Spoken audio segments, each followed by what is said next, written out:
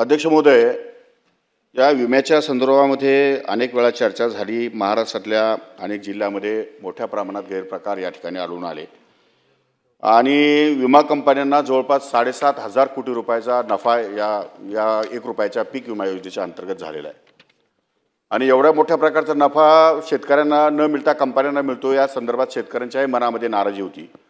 त्या संदर्भामध्ये राज्य सरकारने सन्माननीय मुख्यमंत्री देवेंद्रजी फडणवीस आणि उपमुख्यमंत्री दोन्ही उपमुख्यमंत्र्यांच्या उपस्थितीमध्ये या संदर्भात चर्चा झाली आणि विम्याच्या संदर्भात जुन्या पद्धतीची विमा योजना सुरू करावी। 2% खरीपासाठी, 1.5% रब्बीसाठी आणि 5% फळबागांसाठी अशा प्रकारे ते विम्याचं स्वरूप या ठिकाणी जुन्या योजनेच्या माध्यमातून या ठिकाणी इंट्रोड्यूस झालं। आता isakal.com आहे देशातील नंबर 1 ची मराठी न्यूज वेबसाईट। प्रत्येक अपडेटसाठी isakal.com ला नक्की भेट द्या आणि त्यामुळे जो काही फायदा आपल्याला झाला आहे, जवळपास 750 कोटी रुपयाचंच फक्त या ठिकाणी टेंडर विमा कंपन्याचा आलेला आहे आणि 4,500 कोटी रुपये राज्य सरकारचे या ठिकाणी वाचलेले आहेत अंदाजे। तर त्या 4,500 कोटी रुपयाची भांडवली गुंतवणूक शेतीमध्ये करण्यात यावी अशा प्रकारचे निर्देश सन्माननीय मुख्यमंत्री महोदय आणि दोन्ही उपमुख्यमंत्र्यांनी दिलेले आहेत आणि त्या दृष्टिकोनातून दर वर्षाला 5,000 कोटी रुपये असे मिळून 25,000 कोटी रुपयाची भांडवली गुंतवणूक शेतीमध्ये करता येईल। त्यासाठी ही नवीन विमा योजना या ठिकाणी सुरू केली आहे। त्यामध्ये जे पूर्वीचे 3 ट्रिगर होते ते ट्रिगर शेवटच्या ट्रिगरलाच अफेक्ट करतात। शेवटी पीक कापणी प्रयोग हा शेवटी होतो आणि पीक कापणी प्रयोगाच्या माध्यमातून उत्पादन या ठिकाणी कमी झालं तर त्याला विमा या ठिकाणी लागू होतो। त्यामुळे अशा प्रकारचे पूर्वीचे या ठिकाणी ट्रिगर कायम करता येणार नाही। चला पुढे जाऊ।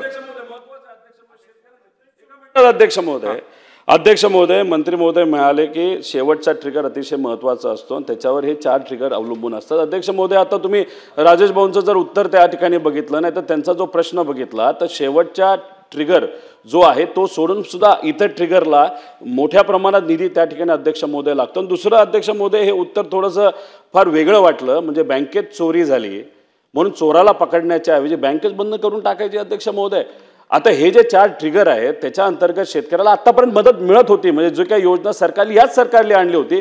अध्यक्ष महोदय, मग मंत्री महोदयांनी असं सांगावं की ठीक आहे आम्ही 750 कोटी, खरं तर तसं बघितलं तर राज्य सरकारचे आणि केंद्र सरकारचे 6,000 कोटी रुपये वाचावे म्हणून कदाचित ही निर्णय त्या ठिकाणी घेण्यात यावा। नाही तर मग मंत्री महोदयांनी असं सांगावं या ट्रिगरच्या अंतर्गत आम्ही ऍक्टिव्ह ठेवतो, ठीक आहे आम्ही विमा कंपनीला तिथं पैसे देणार नाही, आम्ही ऍक्टिव्ह ठेवतो विमा कंपनी ऐवजी सरकार। या 4 ट्रिगरच्या अंतर्गत शेतकऱ्याचं नुकसान झालं तर हे सरकार त्या शेतकऱ्याची जबाबदारी घेईल असं तरी उत्तर अध्यक्ष महोदय या मंत्री महोदयांनी या ठिकाणी घ्यावं।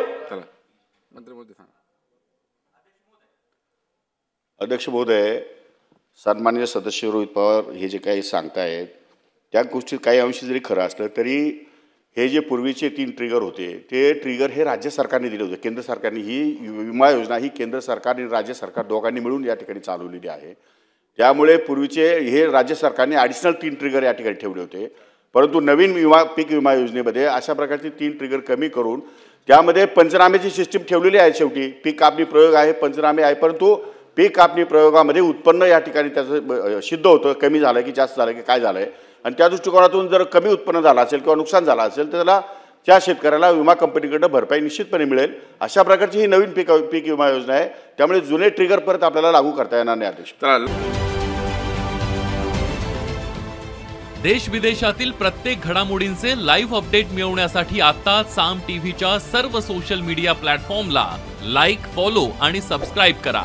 तसंच सर्व नोटिफिकेशनसाठी बेल आयकॉन प्रेस करायला विसरू नका।